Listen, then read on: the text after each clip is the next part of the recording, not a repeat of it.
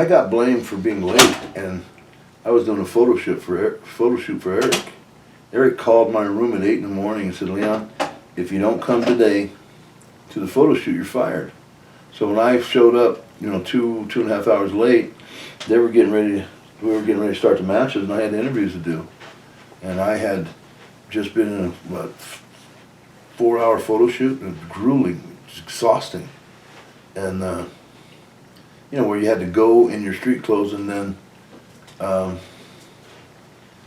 you know, put your hot stuff on, get all pumped up, put your uniform on, and then start posing, right? And then, well, that photo doesn't look good, let's do it again. That photo doesn't look good, you know.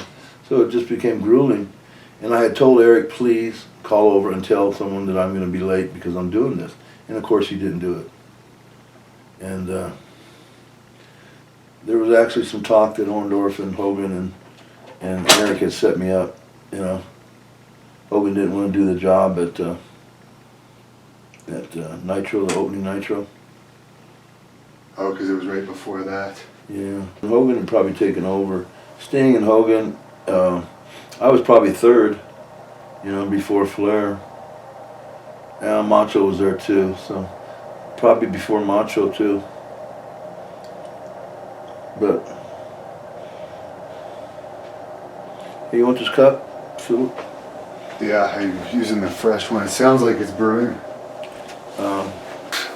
Brother, this is the honest to God's truth. Right? Yeah.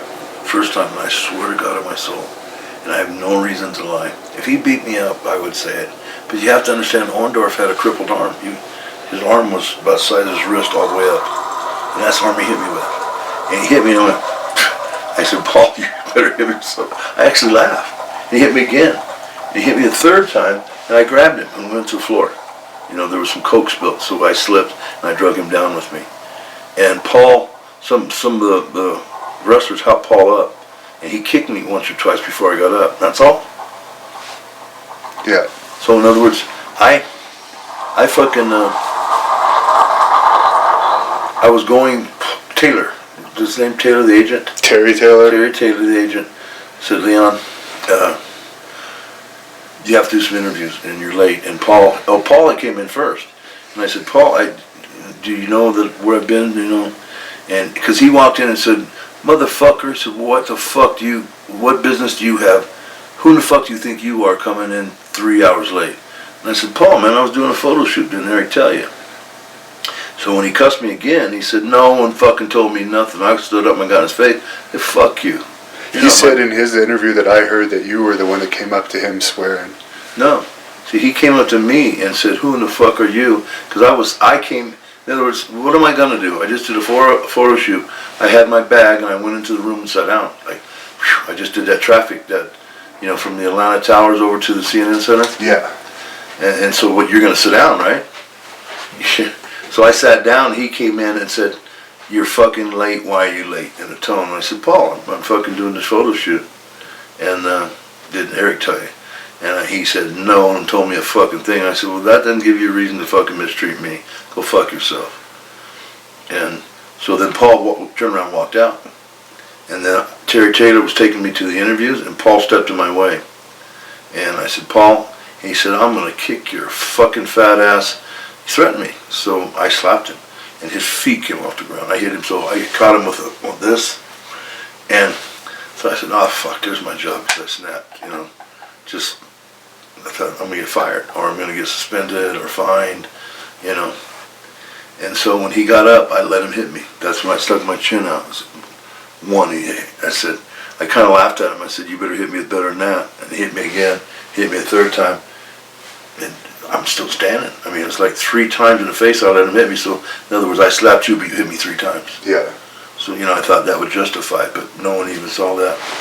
So I grabbed him, we went to the floor, and he stood up and kicked me a couple times. I stood up and chased him into the coach's room. Actually, we fought into the coach's room, just wrestled kind of, you know, like that.